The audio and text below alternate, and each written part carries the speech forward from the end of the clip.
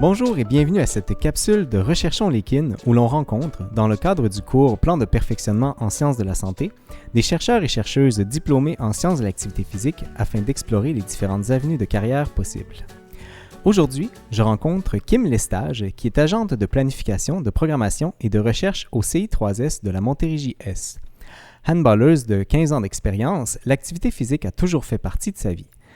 Elle a finalement réalisé une maîtrise en sciences de l'activité physique sur la promotion de l'activité physique chez les médecins omnipraticiens du Québec à l'École de kinésiologie et des sciences de l'activité physique de l'Université de Montréal. Aujourd'hui, elle est intervenante pivot pour l'approche École en santé. Elle est également en soutien au monde municipal pour le développement de stratégies qui visent à inciter davantage la population à bouger, ainsi que responsable du programme PIED et du maintien des capacités fonctionnelles des aînés à domicile. Bonjour Kim. Bonjour. Merci d'avoir accepté de participer à l'entrevue pour discuter de ta carrière post-académique avec les étudiants de kinésiologie. Est-ce que tu pourrais nous parler de ton emploi actuel? Oui, ben dans le jargon, nous, on appelle ça APPR. Donc, D'accord. j'ai dû nommer le terme le long terme. Donc, mon emploi, c'est vraiment en promotion et prévention de la santé. Donc, tout ce qui est avant les hospitalisations, avant les maladies chroniques même. Donc, c'est ça. C'est vraiment, je suis dans l'équipe de saines habitudes de vie qui fait partie de la santé publique locale au sein de Mon-6. Donc, c'est ce que j'allais demander. Là, on est vraiment dans le département de la santé publique, c'est-à-dire qu'on essaie de rejoindre une grande population. Qu'est-ce que ça veut dire, santé publique locale? Local, c'est parce qu'il y a la direction de santé publique de la Montérégie qui est régionale, qui elle, en fait, agit avec les instances plus gouvernementales, plus supra-locales. Et moi, j'agis avec vraiment les agents qui sont sur le terrain. Les organismes communautaires, les écoles, c'est les municipalités. Donc, tout ce qui est plus de proximité, c'est avec le local qu'on appelle ça. D'accord.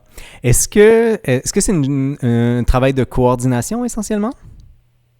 Non.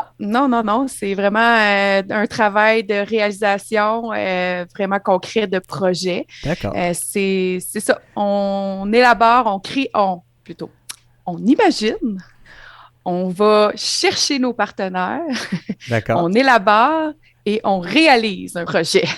D'accord, donc c'est le projet finalement de A à Z là, qui est réalisé dans ton équipe de travail. Complètement.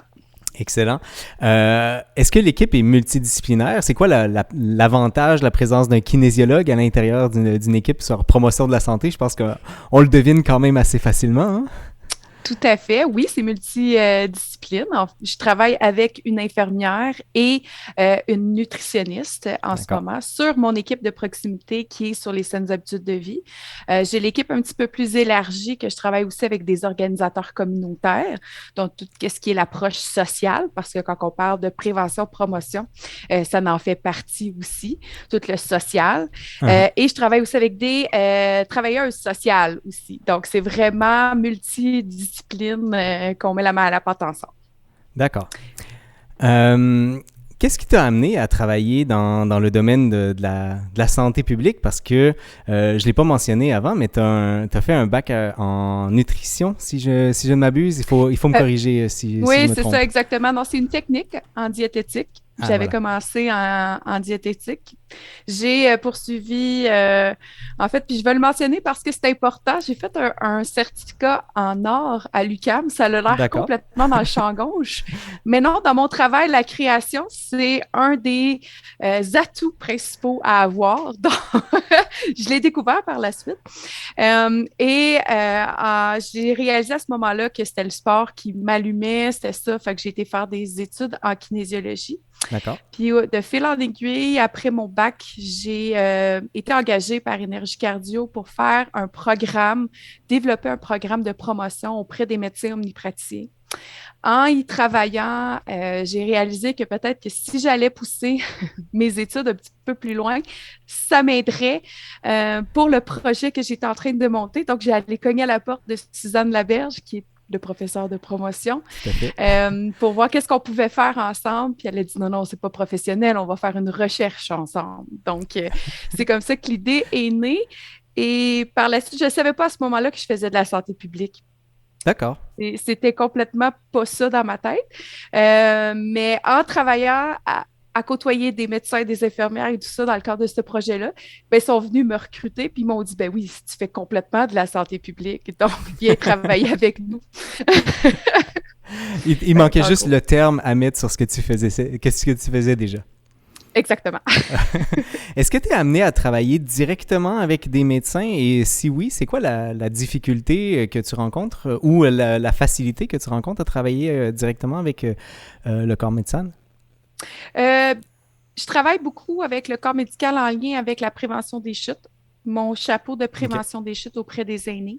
Les deux autres chapeaux que j'ai, non, je travaille pas du tout. Euh, c'est pas évident de travailler non plus avec plus le corps médical. D'accord. Il me réfère des personnes pour la prise en charge, que je ne fais pas de prise en charge individuelle. C'est toujours de remettre les pendules à l'heure. La santé publique n'est pas bien compris auprès des médecins omnipraticiens. Ça, je l'avais découvert dans ma recherche d'ailleurs. D'accord. mais, mais bref, je ne travaille pas à côtoyer à tous les jours les médecins. C'est principalement du référencement qu'ils font vers moi. Puis c'est de leur expliquer encore et encore c'est quel type de patient il faut me référer. D'accord. Je reviens sur le fait qu'on avait mentionné tout à l'heure que tu travaillais sur une équipe disciplinaire ou multidisciplinaire, pardon. Est-ce que tu te considères toi-même comme une sorte d'actrice de changement à l'intérieur de ton milieu de travail? Complètement. Complètement. Dans le réseau de la santé, le département de santé publique, on est des petites équipes qui emmènent très large. Donc, D'accord. c'est sûr que on est très mal connu. Il faut continuellement cogner à des portes qui se referment régulièrement pour nous aider à pouvoir travailler et c'est de se faire connaître. Donc, Uh-huh. oui, je rencontre toutes sortes de corps de métier. Puis là, je vais vous parler des infirmières scolaires, par exemple, dans mon cadre d'intervenante école en santé, de leur expliquer c'est réellement quoi une intervention de promotion, c'est quoi qu'on peut faire dans les écoles et tout ça. Je fais beaucoup d'éducation à ce niveau-là. Puis fait que dans cette optique-là, je suis quand même un acteur de changement pour faire voir qu'il faut agir avant que le problème survienne. Puis c'est pas donné à tout le monde de réfléchir comme ça. Ah, tout à fait.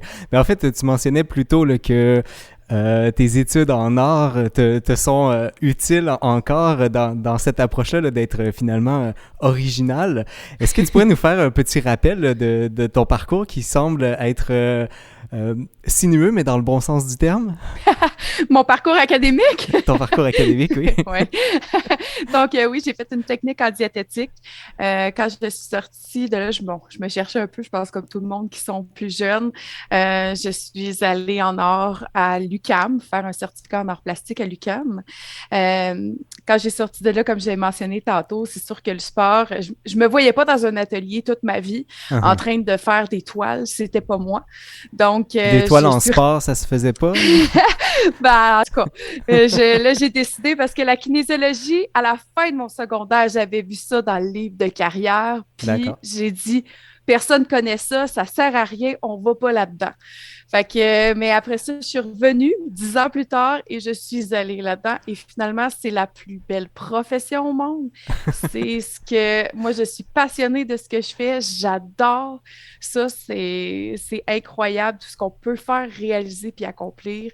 Euh, c'est c'est- c'est ça. Durant ces différentes années-là, puis je pense qu'on en devine quelques-unes, mais j'aimerais ça t'entendre les expliciter. Quelles compétences, autant académiques que non académiques, tu penses que tu as acquises durant tes années d'études, qui te servent encore aujourd'hui, je veux dire? Qui me servent encore, ben, c'est sûr, la rigueur, en fait. Tu sais, il faut quand même avoir. Puis là, je parle de mes études à la maîtrise. Moi, j'ai toujours travaillé temps plein en faisant mes études. Je sais que OK. c'est pas conseillé. OK, je sais très bien tout ça. Suzanne m'en a parlé plein de fois, m'a dit, il y a pas mal juste toi qui pouvais réaliser ça. Donc, je travaillais dans mon projet en même temps de faire ma maîtrise. Donc, la rigueur était excessivement importante, d'être bien à l'ordre, bien organisé. Ça a été quelque chose qui me sert énormément encore aujourd'hui parce que quand on a des chapeaux très différents, comme les miens, autant d'intervenir auprès des jeunes que des personnes âgées. Ça peut se ressembler en frais de technique, mais c'est pas du tout les mêmes réalisations à faire. Donc, il faut vraiment être structuré. C'est sûr que mes années d'études, ben là, en art, la créativité, je m'en sers à tous les jours. Sortir, penser autrement les choses, c'est quelque chose que je fais et j'applique très bien. Du leadership, c'est quelque chose qui m'a été donné dans mon bac. D'accord. Parce que également en art. Également en art, peut-être, mais moins parce que c'est plus solitaire comme domaine. Oui. Mais au bac, tu sais, je rassemblais, on était vraiment le leadership. Ça a été vraiment mon parcours sportif m'a amené beaucoup de leadership aussi. Puis ça, c'est très, très, très important. Puis, tu sais, je ne vais pas passer l'académie, l'académique, toutes les connaissances que les études m'ont amenées qui, aujourd'hui, font une grande différence. J'en profite pour attraper la balle au bon là-dessus. Parce que tu parles de connaissances directement, évidemment, les connaissances évoluent. Comment est-ce que tu conserves une capacité de suivre ce qui se passe? Comment ça se produit, ça? Ça se fait ça vient avec mon travail parce que j'ai pas le choix. Je vous donne un exemple. Pour la prévention des chutes, on peut se contenter d'appliquer le programme PIED puis de voir 45 personnes par année. Pour moi, c'est pas de la santé publique. Donc, j'ai créé un partenariat avec le service de police, avec le RTL, le réseau de transport, la ville de Longueuil, pour voir comment on peut amener les aînés à rester mobiles le plus longtemps possible. Et pour ça, je n'ai pas le choix parce que le côté du réseau de la santé, c'est de garder les capacités. Si mon aîné n'est pas capable de se rendre à l'arrêt d'autobus, il ne pourra pas prendre l'autobus. Donc ça, c'est mon rôle en tant que kinésiologue. Et là, bien avec tout ce que j'ai appris dans ma maîtrise, la recherche dans les bases de données. Exactement, pour avoir les données probantes, les dernières choses qui sont sorties, qu'est-ce qui est prouvé comme étant efficace pour ce type de clientèle-là. Donc, il faut toujours que je retourne vers les bases de recherche pour pouvoir définir les étapes d'un travail. Fait que c'est pas perdu, ça, je l'ai acquis dans ma maîtrise et je l'applique à tous les jours. Bon, je pense que le message est lancé aux étudiants actuels. Apprenez à bien faire votre vie de littérature. Tout à fait. C'est essentiel pour tout ce qu'on fait par la suite dans le milieu du travail. Juste avant de terminer, on parle justement, là, on se donne un conseil aux étudiants. Si tu avais un autre conseil à donner aux étudiants sur des choses qui seraient à l'extérieur de l'académique ou quelque chose que tu te serais dit... si quelqu'un m'avait dit de faire ça avant, je l'aurais fait, ça m'aurait sauvé du temps. Est-ce que tu as un conseil comme ça à donner? D'aller pratiquer tout de suite. D'aller expérimenter tout de suite. De ne pas attendre nécessairement à la fin. Je reçois énormément de stagiaires qui sont autant, j'ai un stagiaire par session, puis j'ai pris des stagiaires sur l'année aussi. Ce que je vous conseille avant de cogner à ma porte, parce que moi, je suis super ouverte à prendre des stagiaires, j'adore ça. Renseignez-vous, allez le vivre, faites des interventions.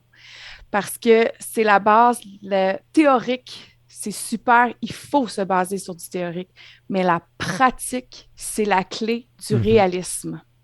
Puis ça, il manque certaines choses comme ça. Donc, n'ayez pas peur de peut-être prendre quelques heures de votre semaine pour aller travailler. C'est platant, c'est...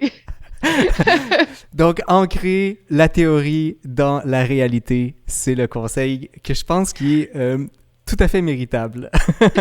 En terminant, j'aime ça poser cette question-là. S'il n'y en a pas, on passe outre, il n'y a pas de problème, mais c'est juste pour faire sourire les étudiants. Est-ce que tu as une anecdote que tu pourrais conter de ton passage à l'école de kinésiologie?